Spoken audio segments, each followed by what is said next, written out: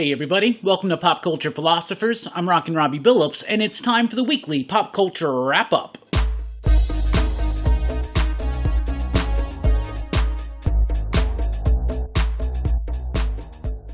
That's right, everybody. Thanks for checking out the video. I am Rockin Robbie Billups. This is the weekly Pop Culture Wrap-Up. It's the show where I go over the week's pop culture news, mostly comic books and movies. Let's get right into it. Batman Superman World's Finest is coming from DC. It's going to be by Mark Waid and Dan Mora. Now, okay, that's pretty cool. Now, there is not an official confirmation on this being a title, whether a miniseries or an ongoing or anything like that, but in the January solicitations for DC Comics, in the back of, Detective Comics 1050, which they're using as an excuse to deliver another extra-sized anthology-type book, it's going to have a Batman Superman World's Finest tale by Mark Waid and Dan Mora, and it has the promise of more to come. And then you look at the artwork and you see it, and it's pretty much going to happen, right? We're getting Mark Waid and Dan Mora on the two most iconic characters over at DC. Seriously, I'm really pumped for this.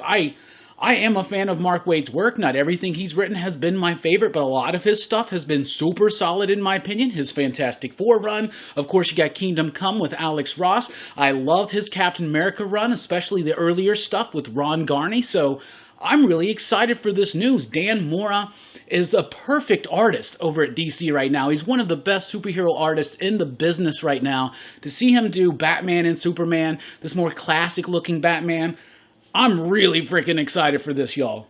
Really excited. Batman the Knight is going to be a mini-series from DC Comics debuting in January, written by Chip Zdarsky, with artwork by Carmine DiGiandomenico. Zdarsky and Carmine, on this book, I like the idea of the pair of them mixed up. I think that DiGiandomenico's been kind of missing a little bit. Where has he been? His Flash stuff in the early days of Joshua Williamson's Rebirth was really, really solid. Anyway, it's yet another Batman book, though. And it's something that, so for the first time ever, we're going to find out how he becomes Batman. This is going to be focused mostly in on how he trained himself to be a fighter, to be a detective or whatnot.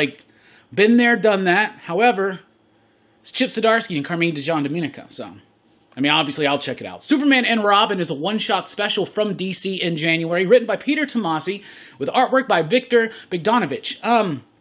I guess, yeah, I'm excited for this, because since Bendis came in and aged up Jonathan, and now Jonathan is Superman over in the Tom Taylor book, Son of Kal-El, we've lost that dynamic of Super Sons, even so much to the point that even the most recent Super Sons series just kind of felt thin for me. It just felt like it didn't matter, ultimately, right? I don't know. It kind of messed up this whole dynamic between Damian and Jonathan that was amazing. So it's going to be cool to see them kind of come up again. Obviously, lots of changes in Jonathan's life and his character's history.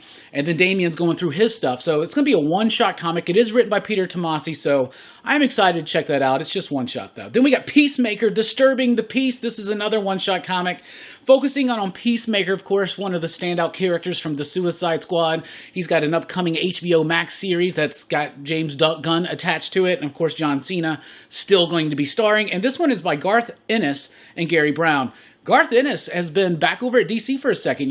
There was a moment there where I was like, you're going to start seeing an exodus of big names from DC. And we did see that. But now it seems like they've realized what they've done. They're trying to draw more people in, your Chip Zdarskys, and bringing people back like, say, Mark Waid or Garth Ennis. Garth Ennis has been doing a really solid job with Batman Reptilian right now. And I really feel like Peacemaker could definitely be a character that's very Garth Ennis appropriate. So we're going to check that out. Justice League versus Legion of Superheroes is in January. It's Brian Michael Bendis, Scott Godlewski. I'm not excited. I'll be honest with you. I don't really like hardly any of Bendis' superhero work at DC so far.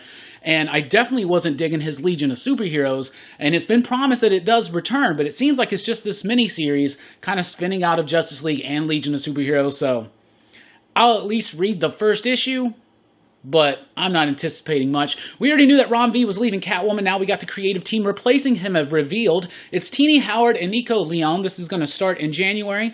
Catwoman number 39. Teenie Howard can do work that I like, but for the most part, it's just kind of like run-of-the-mill for me, so I'm not that super excited, especially coming off of a Ron V run, but there you go. New Catwoman team starting in January.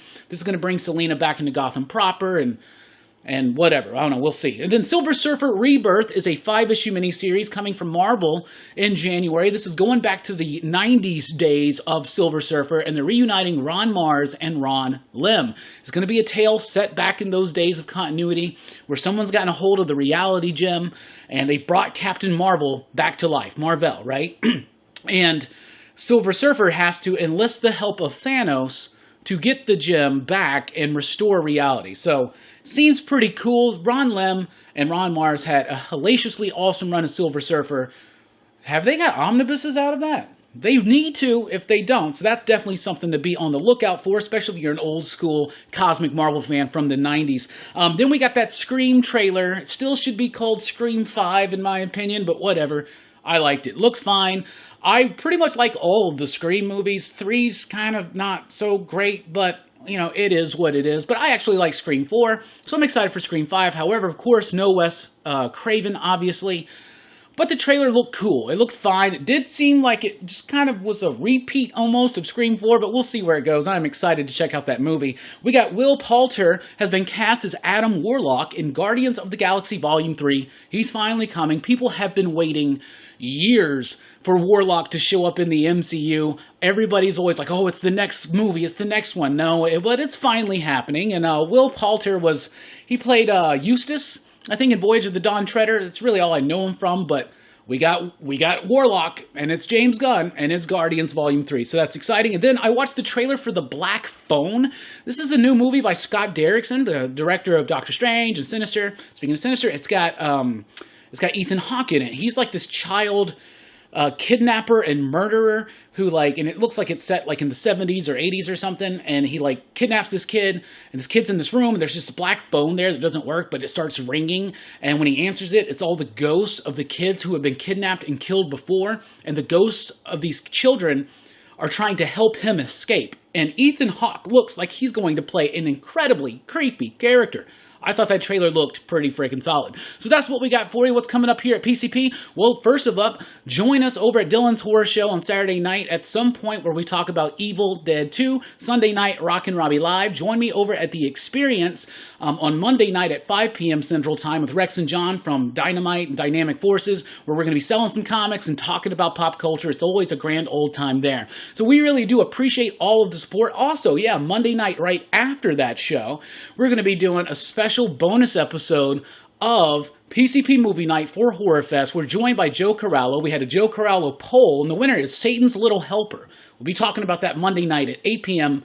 Central Time. So lots of stuff going on here at PCP as we lead up into Halloween time. So thank you so much. Let us know in the comments below what you think about any of this news or anything we didn't cover. And we'll catch you next time. We really do appreciate it. Be sure to like, share, and subscribe. Join us over at popculturephilosophers.com for podcast blogs and a whole lot more. I've been Rockin Robbie Billups. Thanks for rocking with us. Station, keep on living.